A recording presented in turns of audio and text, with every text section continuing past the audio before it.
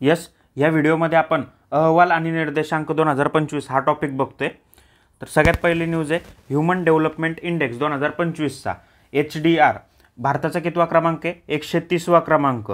193 देशांमध्ये 130वा क्रमांक। भारताचा HDI किती? तर 0.685। मध्यम मानवी विकास श्रेणीत आपण येतो। वर्गीकरण किती प्रकारे केलं याचं? मानवी विकासाचं 4 प्रकारे। जेव्हा 0.800 पेक्षा जास्त असेल त्याला अतिउच्च मानव विकास म्हटलं जातं। 0.7 ते 0.79 एवढा असेल तर त्याला उच्च मानव विकास म्हटलं जातं। 0.55 ते 0.69 इतका असेल तर मध्यम मानव विकास म्हटलं जातं। मग आपलं HDI किती आहे? 0.685 म्हणून आपण मध्यम मानवी विकास येतो। आणि याच्यापेक्षा पण कमी असेल म्हणजे 0.549 पेक्षा पण कमी असेल HDI मूल्य तर त्याला कमी मानव विकास किंवा निम्न मानव विकास असं म्हटलं जातं। पहिले 3 देश कोणते? INS पाठ ठेवा, आइसलँड, नॉर्वे आणि स्वित्झर्लंड। शेवटचे 2 देश साऊथ सुदान आणि सोमालिया। बऱ्याचशा इंडेक्समध्ये साऊथ सुदान आणि सोमालिया हेच बॉटमला असतात, शेवटी असतात। सुरुवात कधी झाली ह्यूमन डेव्हलपमेंट इंडेक्सची? 1990ला आणि UNDP संस्था जाहीर करते। तर UNDPची स्थापना कधी झाली होती? 1965ला। अमर्त्य सेन यांच्या आधारावर म्हणजे क्षमता दृष्टिकोन कॅपेबिलिटी अप्रोच या संकल्पनेवर HDI आधारित आहे। HDIचे जनक कोण असा पण एक प्रश्न येईल तर अमर्त्य सेन उत्तर लिहू नका। महबूब पाकिस्तानचे होते हे। महबूब उल हक पाकिस्तानचे अर्थतज्ञ महबूब उल हक हे HDIचे जनक आहे। हा 3 निर्देशांकांचा जिओमेट्रिक मीन काढला जातो। ते 3 निर्देशांक कोणते आहेत? आरोग्य किंवा आरोग्यमान म्हणू शकता तुम्ही, त्यानंतर शिक्षण आणि राहणीमान।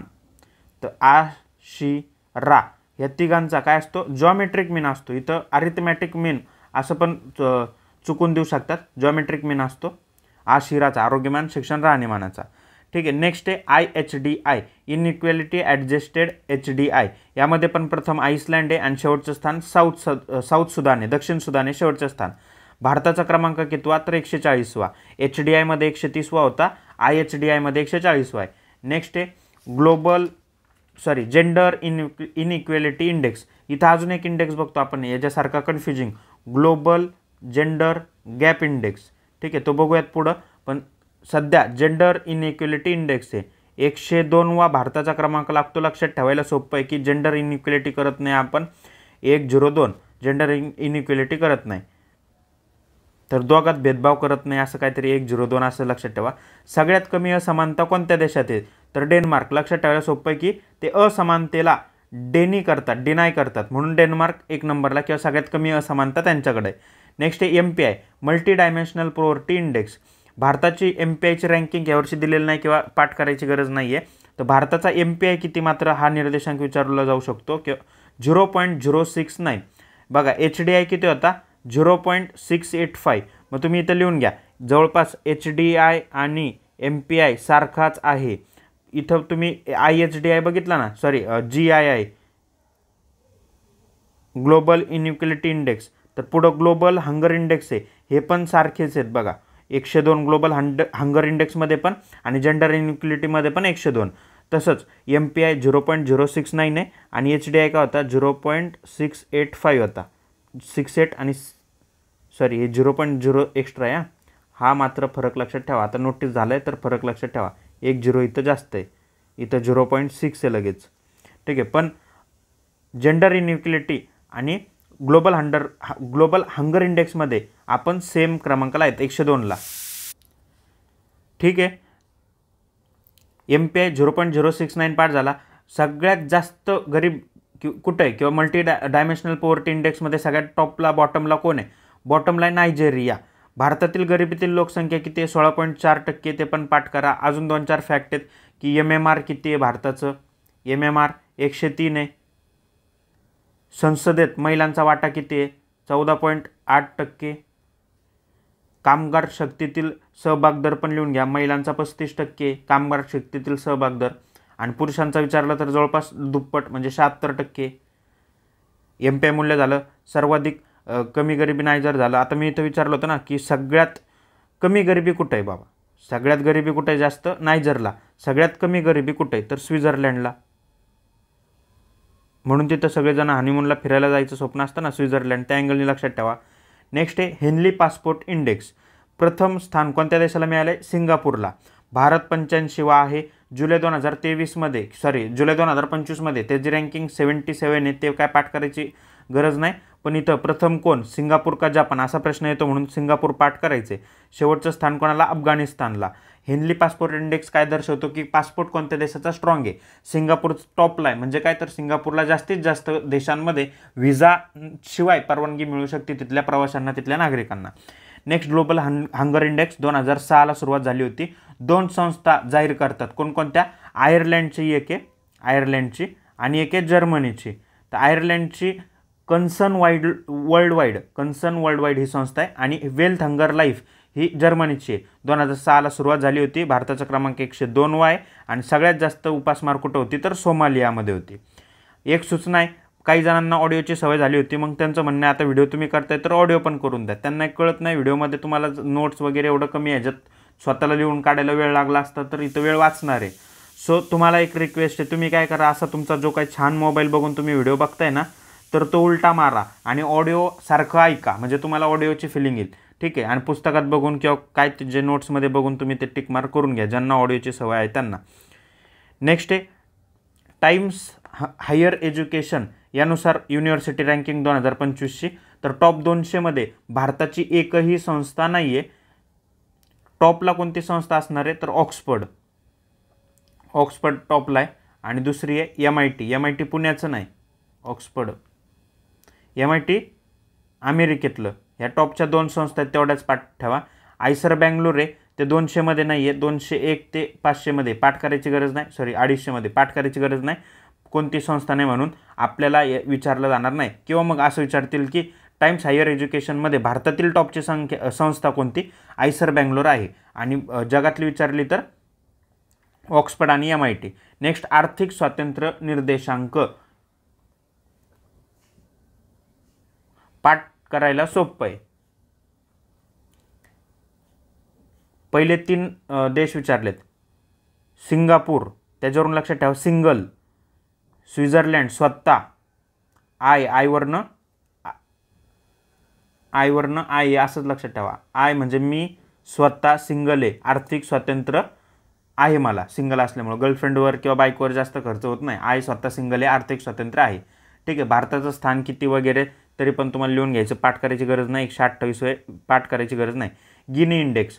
सर्वाधिक समानता असलेले देश गिनी इंडेक्सनुसार कोणते तर वाटू शकत नाही म्हणून आपण लिहून घेतोय. स्लोवाक प्रजासत्ताक पहिला देश, नंतर स्लोव्हेनिया, नंतर बेलारूस, आणि भारताचा मात्र 4था क्रमांक लागतोय सर्वाधिक समानता असलेले देश. याचं जे काय इंडेक्स आहे हा 0 ते 100 दरम्यान असतो.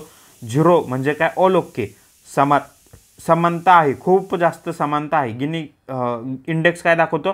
असमानता दाखवतो गिनी इंडेक्स. मग गिनी इंडेक्स जर 0 असला तर असमानता तुमची 0 आहे. म्हणजे असमानता 0 म्हणजे काय तर तुमच्याकडे समानता आहे, म्हणून 0 काय दाखवतो? समानता दाखवतो, आणि 100 असमानता दाखवतो. एवढं लक्षात ठेवायचं आहे. ठीक आहे. तीव्र गरिबीत भारतातल्या 2022-23मध्ये 2.3% घट झालेली आहे, जी 2011-12ला ही होती 16%. आता ते 2.3%च राहिली एवढं म्हणतात ते. म्हणजे आम्ही खूप विकास केलेला आहे बा. विषमता मोजण्याचं साधन कोणतं? गिनी इंडेक्स बघितलं आपण, ते 0 आणि 100% झालं. नेक्स्ट आहे स्वच्छ वायू सर्वेक्षण. तर याच्यात 3 गट केलेत त्यांनी. पहिला गट आहे 10 लाखापेक्षा जास्त लोकसंख्या असलेले शहरं, दुसरा गट आहे 3 ते 10 लाख लोकसंख्या असलेलं, आणि तिसरा गट आहे 3 लाखापेक्षा कमी लोकसंख्या असलेले. 10 लाखापेक्षा अधिक लोकसंख्या असलेल्या गटात इंदोर टॉप केलेलं आहे इंदोरने. त्यानंतर अमरावती आहे 3 ते 10 लाख लोकसंख्येमध्ये, आणि देवास मध्य प्रदेशचंच हे 3 लाखापेक्षा कमी लोकसंख्या असलेल्या शहरांमध्ये टॉपला आहे. राष्ट्रीय स्वच्छ वायू सर्वेक्षण हा कार्यक्रम जो आहे तो जानेवारी 2019ला सुरू झाला होता. NCEP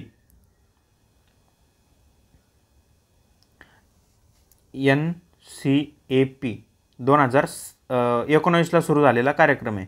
आणि याच्यासाठी आता प्राण पोर्टल पण सुरू करण्यात आले. प्राण पोर्टलचा फुल फॉर्म काय तो पण लिहून घ्या. Portal for regulation of air pollution in non attainment cities.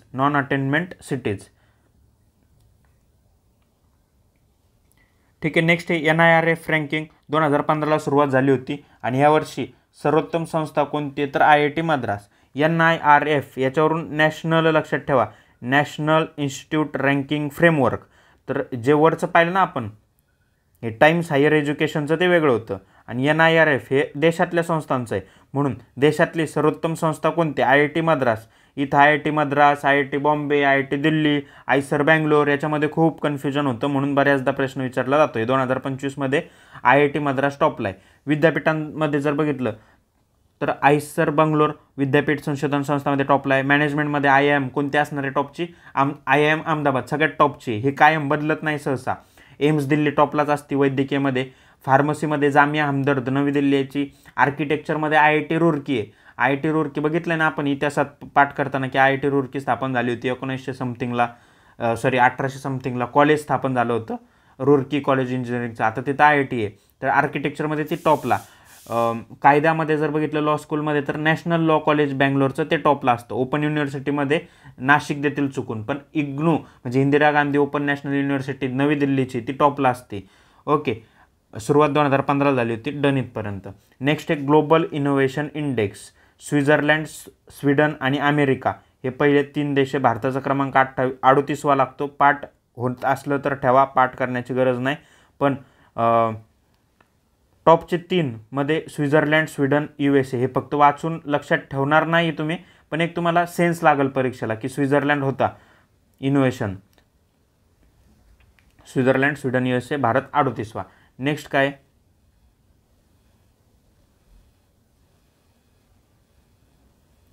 Periodic labour force survey. याच्यात साक्षरता प्रमाण भारताचं किती सांगितलंय? 80.9%, म्हणजे जवळपास आता 81% भारताची साक्षरता आलेली आहे. 2023-24चा सर्वे, इथं 25चा नाही, 2023-24चा सर्वे. ठीक आहे. नेक्स्ट आहे सर्वाधिक साक्षरता असलेली राज्य. बऱ्याचदा आपण केरळ लिहितो, पण मिझोरम पाठच करा आता. मिझोरम, टायपिंगवाल्याने परत मिस्टेक केलेली आहे. मिझोरम, लक्षद्वीप, नागालँड आणि केरळ. केरळचा क्रमांक 4था लागतो, इथं आपण टॉपला लिहितो. ठीक आहे. तर मिझोरम, लक्षद्वीप, नागालँड, केरळ. सर्वाधिक कमी साक्षरता बिहार लिहितात, बिहार, UP वगैरे. तर आंध्र प्रदेश आहे. आंध्रात राहिलेले लोक कमी शिकले, ते आंध्रात राहिले कमी शिकले म्हणून. आंध्र प्रदेश आंध्रात राहिले कमी शिकले म्हणून त्यांचा बिहा लवकर लावला. बिहा म्हणजे लग्न, बिहार. आणि बिहारमध्ये म्हणजे बिहामध्ये त्यांना राजस्थान मिळालं किंवा राजस्थान सासर मिळालं वगैरे, असं काय पण लक्षात ठेवू शकता. तुम्हाला ज्या अँगलने लक्षात ठेवायचं ते. मी फक्त 2-3 राज्य पाठ करतो. टॉप 5 पैकी आपण 4 पाठ केलेले आहे. नेक्स्ट आहे लोकसंख्याकी निर्देशांक. याचं आधारभूत वर्ष फक्त लक्षात ठेवा, आधारभूत वर्ष 2023. ठीक आहे. राष्ट्रीय जन्मदर किती? तर 18.4 आहे. राष्ट्रीय मृत्यूदर किती? 6.4 आहे. जन्मदर, मृत्यूदर हा प्रति 1000 लोकसंख्येमागं काढला तो, किंवा एका 1000 लोकसंख्येमागं किती जन्माला आली लोक किंवा किती लोक मेले ते काढलं जातं. तर 6.4 हा मृत्यूदर आहे आणि जन्मदर किती? 18.4. बाल मृत्यूदर याला CMR म्हटलं जातं. इन्फंट वेगळं, अर्भक मृत्यूदर वेगळं, बाल मृत्यूदर वेगळं. बाल मृत्यूदर म्हणजे चाइल्ड. तर CMR हा 25 आहे. हे पाठ झाले तर लक्षात ठेवा. पण इकॉनॉमिक्समध्ये किंवा आपण लहानपणी मागच्या वर्षी HRDमध्ये ते पाठ करायचं म्हणून ते फोकस केलं आहे. पण इकॉनॉमिक्सच्या अँगलनं विचारलं जाऊ शकतं. ओव्हरऑल 20च्या जवळ जन्मदर आहे, 5च्या जवळ मृत्यूदर आहे, 25 बाल मृत्यूदर आहे. तेवढं लक्षात ठेवलं तरी पण सफिशियंट आहे. बिहार या राज्यामध्ये ढोबळ जन्मदर पण जास्त आहे आणि एकूण प्रजनन दर, ज्याला टोटल फर्टिलिटी रेट म्हणतो आपण, ते पण जास्त आहे. छत्तीसगडमध्ये आपला IMR जास्त दिसतो. IMR म्हणजे इन्फंट मॉर्टॅलिटी रेट. मृत्यूदर पण जास्त आहे. त्यानंतर जन्मावेळेचं जे काही लिंग गुणोत्तर असतं ते पण जास्त आहे छत्तीसगडमध्ये. नेक्स्ट, सगळ्यात कमी मृत्यूदर कुठे आहे? तर केरळमध्ये आणि आंध्र प्रदेशमध्ये आहे. केरळ शिकलेले आहेत ना, आणि आंध्र प्रदेश सगळ्यात कमी शिकलेले, सगळ्यात जास्त कमी शिकलेले आंध्र प्रदेश आहे. तिथं दोन्हीकडं माता मृत्यूदर जास्त आहे. माता मृत्यूदर म्हणजे माता जगतात तिथं. म्हणजे काय, तर किती शिकलेले असू देत किंवा किती गावठी असू देत किंवा अडाणी असू देत, तर जे ट्रीट करायचं प्रमाण असतं ते वेगळं असतं. त्या अँगलने लक्षात ठेवा. म्हणजे कमी माता मृत्यूदर कोणतं, तर 2 राज्य कोणते, तर केरळ आणि आंध्र प्रदेश. हे तुम्हाला लिंक लागू शकतं. नेक्स्ट आहे air quality index. Air quality इंडेक्समध्ये भारताचा कितवा क्रमांक वगैरे तसं पाठ करत नाही आपण, पण WHO एक आपल्याला व्याख्या दिलेली आहे की पर्टिक्युलर मॅटर PM हे 2.5 PM असं काहीतरी मोजलं जातं त्याला, त्याची सुरक्षित मर्यादा ही 5 मायक्रोग्रॅम पर मीटर क्यूब आहे. आणि भारतानं जे काय मानक ठरवलेलं आहे भारतानं पर्टिक्युलर मॅटरचं ते 40 मायक्रोग्रॅम पर मीटर क्यूब आहे. म्हणजे या WHO च्या 8 पट जास्त आपण मर्यादा निश्चित केली तरी पण आपण धोकादायक परिस्थितीमध्ये. नेक्स्ट आहे ॲन्युअल सर्वे ऑफ इंडस्ट्रीज. याच्यामध्ये रोजगारात प्रथम कोणतं राज्य आहे, GVA कोणतं प्रथम आहे आणि उत्पन्नात कोणतं आहे, उत्पादनाच्या बाबतीत प्रथम कोणतं आहे ते फक्त पाठ करायचं आहे. तर GVA महाराष्ट्र आहे, उत्पन्न सगळ्यात जास्त गुजरातमध्ये होतं आणि रोजगार सगळ्यात प्रथम राज्य आहे तमिळनाडू. डन. नेक्स्ट आहे 16वी जनगणना. ही 8वी जनगणना असणारे स्वातंत्र्यानंतरची आणि एकूणात बघितलं तर ती 16वी जनगणना आहे. 2 टप्पे असणारे जे पहिला टप्पा 1 ऑक्टोबर 2026ला आणि दुसरा टप्पा 1 मार्च 2027ला. सध्या जनगणना आयुक्त कोण आहेत, मृत्युंजय कुमार नारायण, आणि ही पहिली डिजिटल जनगणना असणार आहे भारताची. याच्यामध्ये शहरांची व्याख्या ठरवण्यात आलेली आहे की किमान लोकसंख्या 5000 असली पाहिजे, घनता 400पेक्षा जास्त असली पाहिजे, किमान 400 असलीच पाहिजे. मग घनता कशात मोजतो आपण, 400 व्यक्ती पर चौरस किलोमीटर. ठीक आहे. आणि 75% पुरुष हा शब्द आहे, 75% लोकसंख्या 75% महिला असं नाही, 75% पुरुष हे बिगर कृषी कामांमध्ये काम करत असले पाहिजे. नेक्स्ट आहे स्वच्छ सर्वेक्षण. 2016ला सुरुवात झाली होती आणि स्वच्छ भारत मिशन शहरी अंतर्गत हे मोजलं जातं. तर हे 2016 काढून टाका, 2016ला सुरुवात झाली होती. 2025चे विजेते कोण, तर इंदोर आणि 5 गणी लक्षात ठेवा फक्त की 10 लाखपेक्षा जास्त लोकसंख्यामध्ये इंदोर जिंकले आणि 20,000पेक्षा कमी लोकसंख्येमध्ये 5 गणी आपलं साताऱ्याचं जिंकलंय महाराष्ट्रातलं. 20K पेक्षा कमी लोकसंख्या आणि हे 10 लाखापेक्षा जास्त लोकसंख्या. सर्वोत्तम गंगा शहर कोणतं, प्रयागराज, आणि सर्वोत्तम कॅन्टोन्मेंट बोर्ड कोणतं, तर सिकंदराबाद. सस्टेनेबल डेव्हलपमेंट रिपोर्ट शाश्वत विकास अहवाल 2025चा. याच्यामध्ये टॉपला आहे फिनलँड आणि शेवटाला आहे दक्षिण सुदान. फिनलंड, स्वित्झर्लंड, स्वीडन असेच टॉपला असतात. आणि भारताचा क्रमांक कितवा महत्त्वाचा वाटतो, 99वा. 102, 101, 121, 123, 99 असे चांगले आकडे दिसले फोकसला गेलं की ते एक्झामिनर तिथं उचलतो प्रश्नाला, म्हणून पाठ करायचा आहे. तर SDGमध्ये आपण गोल्स किती ठरवले होते, 17, आणि टार्गेट किती, 169. अंमलबजावणी कालावधी किती होता SDRचा, आठवतं का, SDGचा, SDG म्हणजे गोल्सचा, तर 2016 ते 2030पर्यंत आहे. आणि आता असं वाटतंय की 2030पर्यंत एकही जागतिक उद्दिष्ट किंवा एकही लक्ष प्राप्त होण्याच्या मार्गावर नाही आहे. म्हणजे उगाच फक्त बड्या बाता होत्या त्या. वर्ल्ड पॉप्युलेशन रिपोर्ट 2025चा कोण प्रकाशित करते किंवा कोणती संस्था करते, UNFPA, संयुक्त राष्ट्राची लोकसंख्या निधी, UN फंड फॉर पॉप्युलेशन. भारताची लोकसंख्या किती आहे 2025 एप्रिलपर्यंत, तर 146 कोटी आलेली आहे. आता चीनची 141 कोटी, म्हणजे भारत टॉपला गेलेला आहे 146 कोटी. भारताचा TFR किती आहे, टोटल फर्टिलिटी रेट 1.9 आहे, 1.9. सगळ्यात जास्त कोणत्या राज्याचा, बिहारचा, डायरेक्ट 3 आहे. ठीक आहे. त्यांचे इलेक्शन होते आता, ते कळलं तुम्हाला कसे जिंकले वगैरे. कमी TFR कुठं असणार आहे, सुशिक्षित राज्यांमध्ये किंवा राज्याच्या देशाच्या राजधानीमध्ये, दिल्लीमध्ये आणि केरळमध्ये कमी TFR आहे.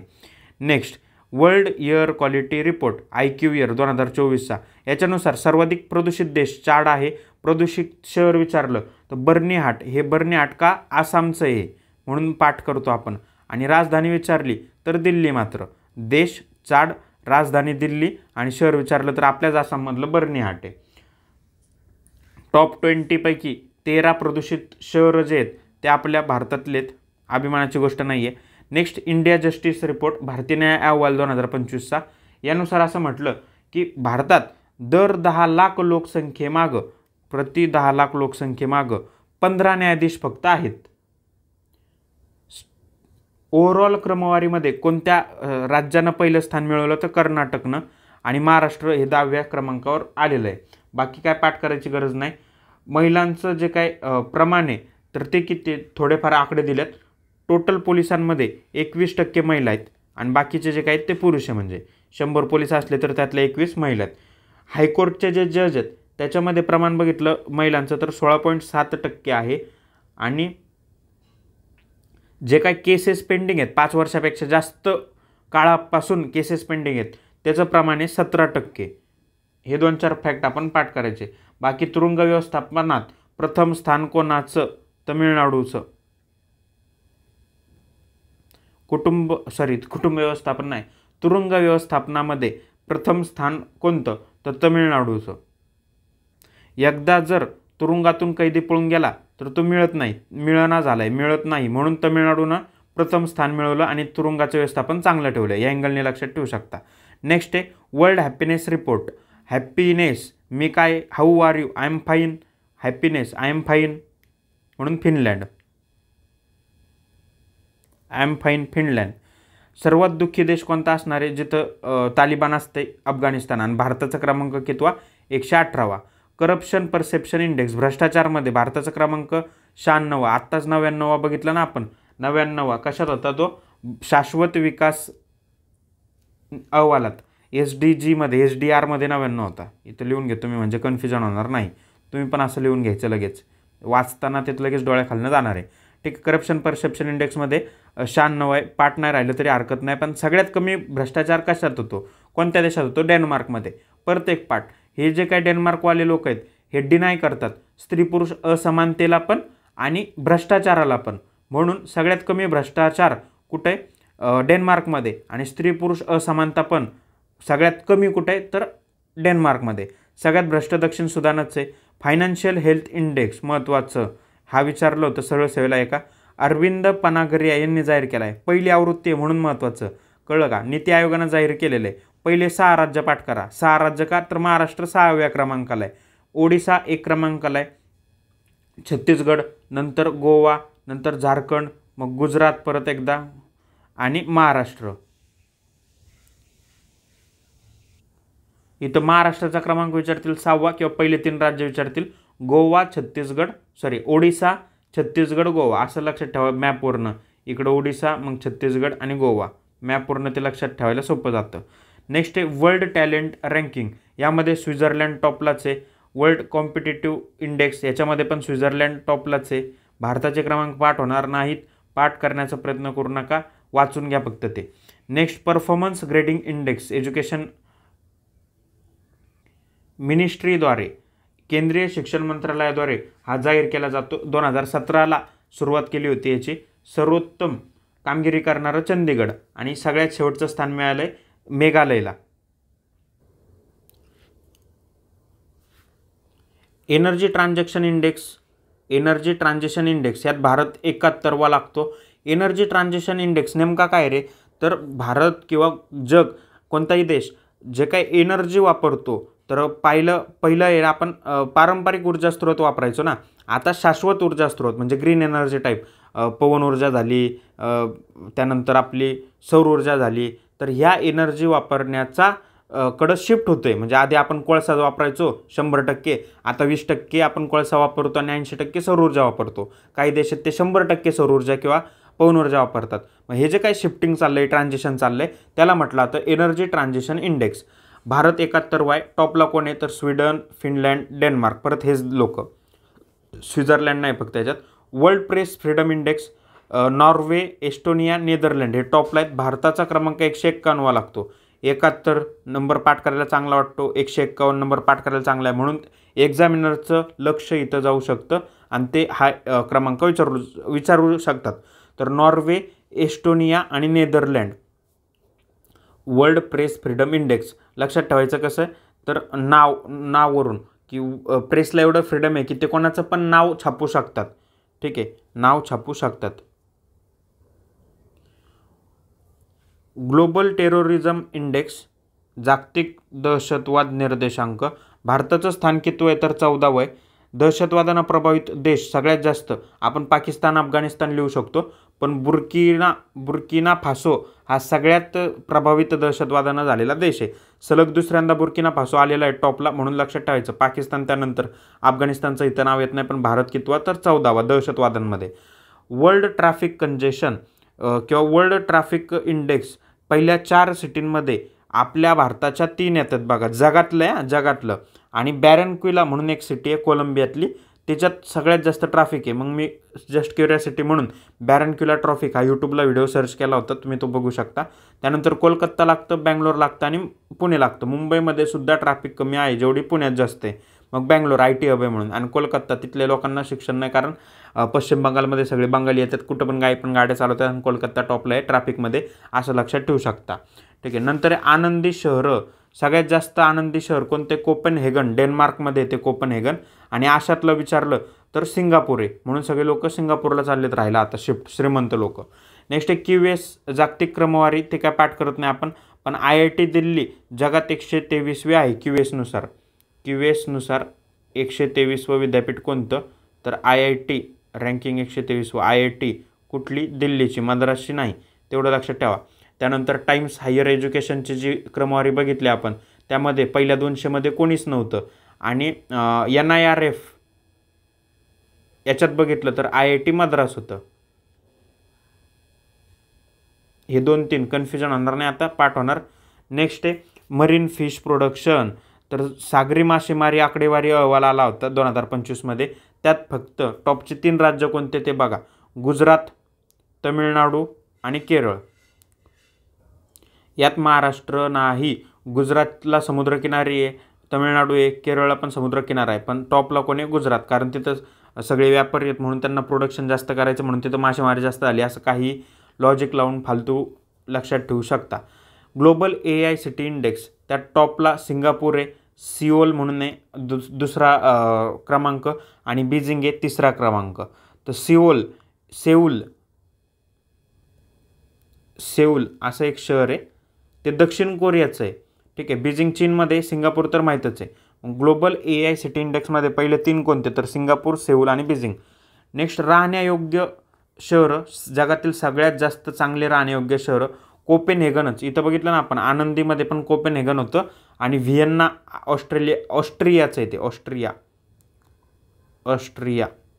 नाही, ऑस्ट्रियाचं व्हिएन्ना, आणि कोपेनहेगन डेन्मार्कचं. हे सगळ्यात जास्त चांगले राहण्यायोग्य शहर आहेत. सगळ्यात कमी किंवा भंगार राहण्यायोग्य शहर कोणतं? तर दमास्कस, जे कुठे? सिरियामध्ये. नेक्स्ट आहे जागतिक शांतता निर्देशांक 2025चा, भारताचा क्रमांक कितवा? 115. सगळ्यात जास्त शांतता कोणत्या देशांमध्ये? तर आईसलँड. आईस म्हणजे बर्फ असतो, शांत असतं, चिल असतं. आयलँड आणि न्यूझीलंड. आयवर लावला, आयर्लंड म्हणजे डोळ्यांवर, आणि न्यूझीलंडचं न्यू. हे सगळं काय? शांत, असं लक्षात ठेवू शकता तुम्ही. सर्वाधिक अशांत कोणतं? तुम्ही पाकिस्तान, दक्षिण सुदान, अफगाणिस्तान लिहू शकता, म्हणून रशिया पाठ ठेवायचा. रशिया युक्रेन यांचं युद्ध चालू आहे म्हणून सर्वाधिक अशांत, आणि सुदान त्यानंतर. Global gender gap index world economic forum जाहीर करत असतं. आत्ता सांगितलं होतं ना मी, ते जेंडर इनइक्वॅलिटी इंडेक्स, याच्यामध्ये भारत कितवा? 102वा. आणि ग्लोबल जेंडर गॅप इंडेक्समध्ये कितवा? 131वा.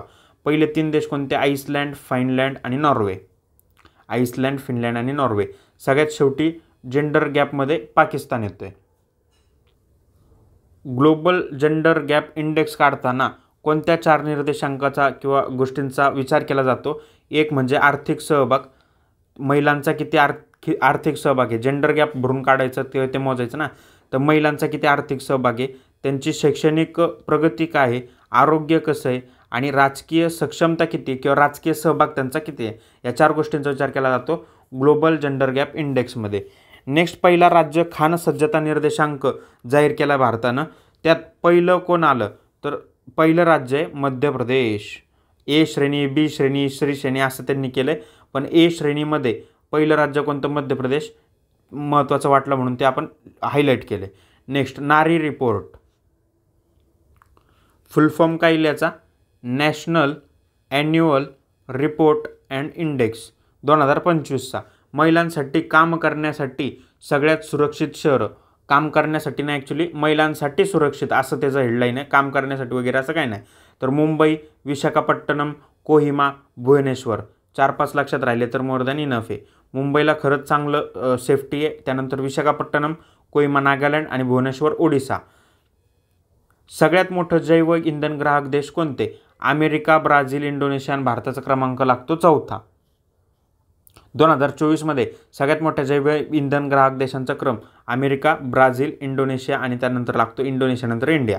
असर अहवाल प्रथम नावाची संस्था आहे, प्रथम ती संस्था जाहीर करते असर अहवाल 2024चा. त्यात ते म्हणतात की तिसरीतले आणि पाचवीतले पोरं त्यांना दुसरीचे पुस्तकं वाचायला दिले, तर तिसरीतल्या 23% मुलांना दुसरीचं पुस्तक वाचता आलं आणि पाचवीतल्या 44% मुलांना दुसरीचं पुस्तक वाचता आलं.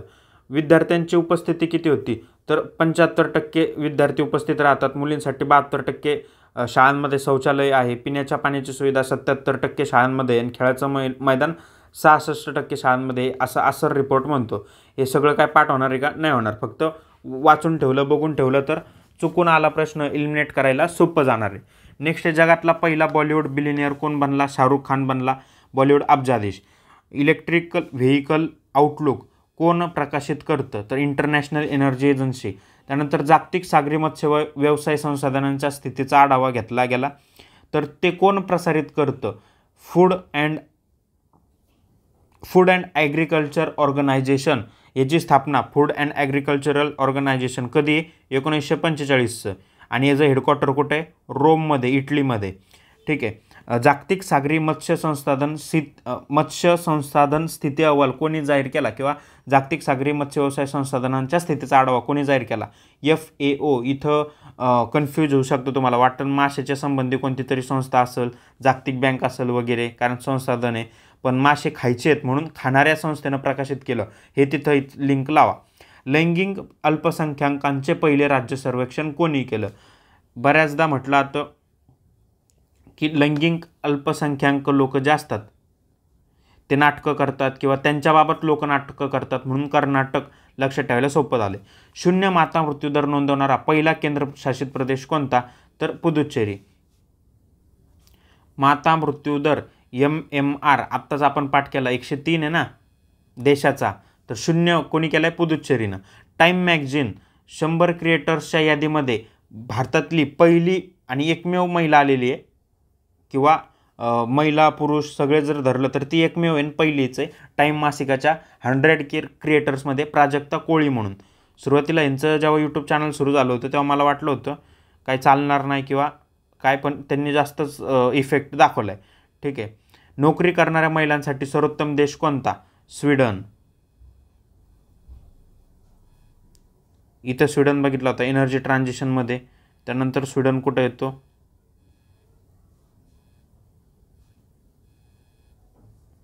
ग्लोबल इनोव्हेशनमध्ये आलता, बाकी कुठं नाही. टॉपला कुठं नव्हता स्वीडन ना. ठीक आहे. पण नोकरी करणाऱ्या महिलांसाठी सर्वोत्तम ठिकाण कोणतं? तर स्वीडन. या प्रकारे अहवाल आणि निर्देशांक हा टॉपिक आपला झाला आहे. Thank you so much. पुन्हा एकदा विनंती आहे तुम्हाला, ही जे काय PDF आहे ही तुम्हाला रेडिओ MPSC टेलिग्राम चॅनलवर मिळेल. ठीक आहे. रेडिओ MPSC 7 असं सर्च केलं ना तर तुम्हाला ते मिळतं, किंवा प्ले स्टोअरला ॲप आहे, त्या ॲपवर पण फ्री आहे PDF. आणि व्हॉट्सअपचा हा नंबर आहे, याच्यावर कॉन्टॅक्ट करू शकता. ज्यांना ऑडिओची सवय झालेली आहे त्या बांधवांना भगिनींना माझी नम्र विनंती, हा तुमचा मोबाईल आहे, इकडं तुम्ही व्हिडिओ बघता तो उलटा मारा आणि ऑडिओ समजून ऐका, ते तुम्हाला मॅच होणार आहे. काही एवढं फरक नाही पडत. ठीक आहे. Thank you so much.